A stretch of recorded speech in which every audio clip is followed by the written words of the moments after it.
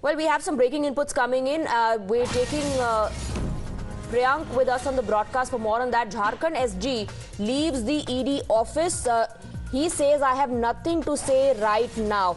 Priyank, Hemant Soren placed under arrest, kept in a makeshift jail. The state AG says as of now he has nothing to say, no comments coming in. Had also met him when this happened, and his family members were also along with him, which means his wife and son.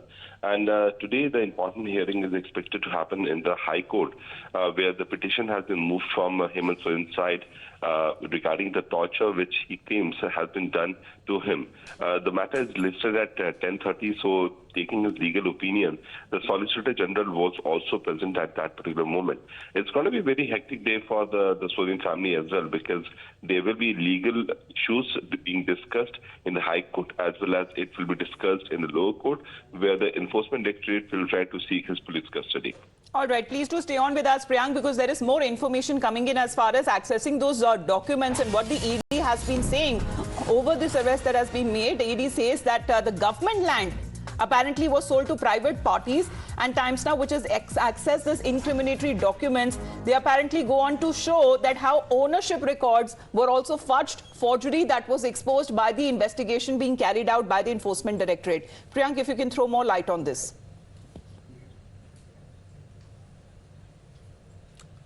Priyank, can you hear us? You can please repeat the question. Well, Priyank, we're given to understand that the Enforcement Directorate has managed to connect the dots. Forgery has been exposed by the ED as far as the ownership records are concerned. We've also accessed those documents that were seized by the agency during the raids. Yes, certainly, because there have been series of, documented facts which was recovered by the Enforcement Directorate. Because whatever JMM and the opposition party leaders claim that this is a vendetta politics, but the agencies will have to be liable to respond to the court.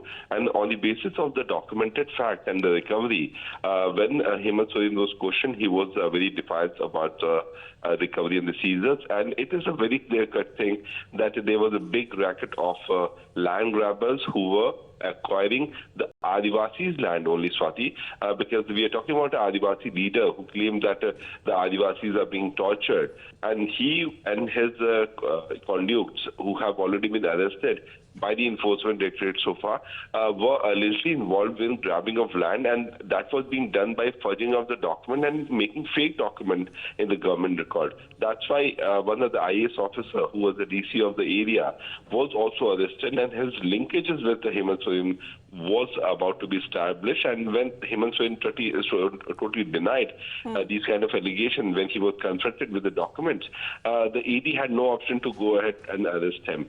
Then the political drama happened. Yes. Of course, that is something that we've all witnessed at the time when he tendered his resignation to the governor. For the moment, thank you very much, Priyank, for joining in.